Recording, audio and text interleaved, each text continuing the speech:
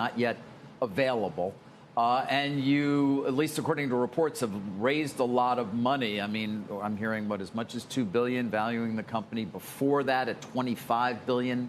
Investors such as NVIDIA, perhaps even JP Morgan. And can you confirm any of that? That's correct. We've raised a significant round of funding to build great frontier American open models and deploy them into sovereign AI deployments. We are thrilled to welcome some new investors onto the cap table, including JP Morgan from their Strategic Initiative Group. So that's one run by Todd Coombs, I think, isn't it? They that's correct. Came over from Berkshire. Yeah. That's correct. Why are they involved? So I think broadly, where we are today is that open intelligence matters both to America as a country and to large enterprises. There is a global AI race happening, both among existing AI companies, but also between the US and China. And today, the best open models are coming out of China. And as a result, global AI adoption is actually very much kind of being built on top of Chinese models, including American companies. And that's great, but we wish to build a thriving AI ecosystem that has a lot of competition and a lot of players. And we're building the counterbalance to that, building great open models here in America. But when the narrative has been we are in a race condition, so to speak, with China. That is certainly one that you've heard. And therefore, we need our champions, whether it be Anthropic or OpenAI or XAI and on from there, Alphabet, obviously, to be the winners, so to speak. They are developing closed systems. Why should I not be concerned by the threat of open source, since I thought we were in this race with China and we have to win? That's a really good question, David. So the key thing to understand about open models and why they're so important is that they are Trojan horses for the infrastructure that they bring with them.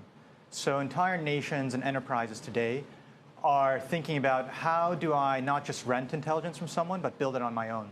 And in order for them to build it on their own, they have to use open models. And so when a country or an enterprise is making a decision about which model to use, they'll pick the best open model out there, which tends to be Chinese, but then they'll get locked into all the infrastructure around it as well, the chips, the software.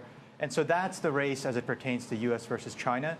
It's not just about the models, it's the entire stack and ecosystem. And is that happening now? Are we seeing the Chinese open models, even though they may be behind, so to speak, in terms of where they are in sophistication of the model, are we seeing sovereigns adopt them at a rapid rate, more rapidly perhaps than any offering from the US?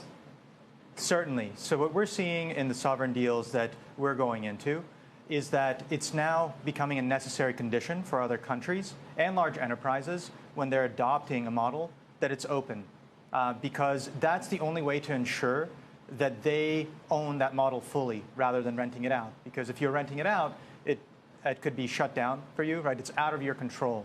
So it's important that they own this asset, and the only thing they can do is turn to an open model in that case. So we are, when we're in these sovereign deals, we're actually competing with Chinese open models, more so than we are competing with closed model providers. Even though your model is not yet available, correct? And that's right. When will it be?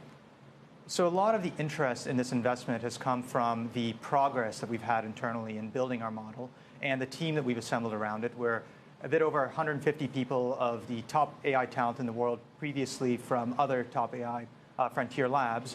And this momentum in the model building research progress and some of the commercial deals that we've been able to get into has spurred this interest. Now, these things are hard to build. They're kind of like rocket ships.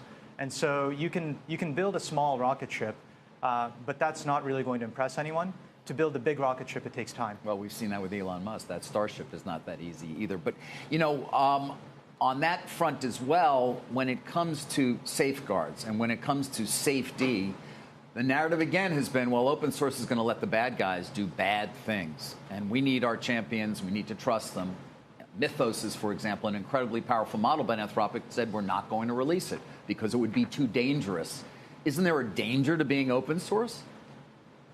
Safety is a critical topic for us as a company. It's something we prioritize, and there are kind of a number of different perspectives on it. And one perspective is that these models are so powerful that only a select 100 people, safety researchers in these top labs, can actually have access to them and determine the safety guardrails.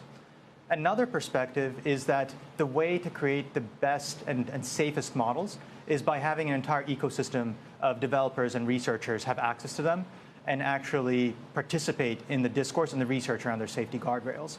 And so what we believe open models will do is provide that ecosystem with artifacts that they can study and enable an entire ecosystem of researchers to participate in the safety discourse.